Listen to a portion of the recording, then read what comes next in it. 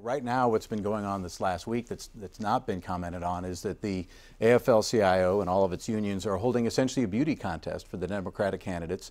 They are sitting them all down. They're making decisions about where they're going to invest their financial support this election cycle, and they're walking through with each of those candidates a very detailed list of the policies that they want to see action on. Organized labor has always done this. They're unabashed and unashamed about connecting financial political support with your support for their policy agenda, yet people don't seem to be terrifically concerned about that. But that is another area where there's a huge amount of money, hundreds of millions of dollars spent to advocate for a very, very particular set of policy agendas. John, I think Steve's absolutely right. This is a bipartisan problem. It's silly to pretend that just we're focusing on Republicans because there's so many candidates running and there's so many super PACs. But both sides have this same issue. What Professor Larry Lessig calls dependency corruption, which means you're dependent on the people who finance you. And it used to be we had a broad base, we had a presidential public funding system, you got small donations, they were matched, you got presidential public funding in the general. That's who Ronald Reagan was elected by twice.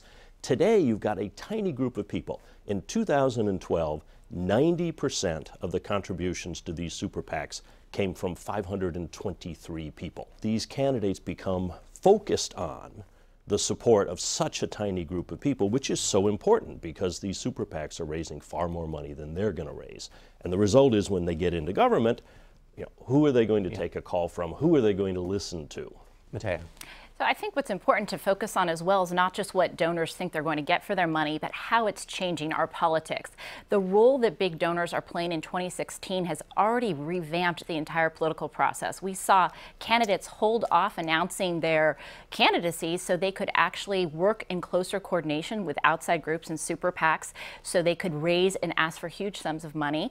And we're seeing them focus their attention really on the tiny, tiny group of people who can afford to write 7- and 8-figure checks. So one of the ways it's changing the system is the Koch brothers are having a gathering that Republican candidates are going to, and so they're spending their time pitching to what's been called the Koch primary, right? Yeah, and this is an opportunity to voice their policy prescriptions for small, limited government, and it's an opportunity for the network of donors to hear from them directly. Any candidate who spends all his time just focused on donors and what they want will not succeed, because ultimately the people who cast the votes and determine whether you're the nominee or the candidate are the voters. The donors, the financing of campaigns by whatever means is a means to an end. It's an amplification system.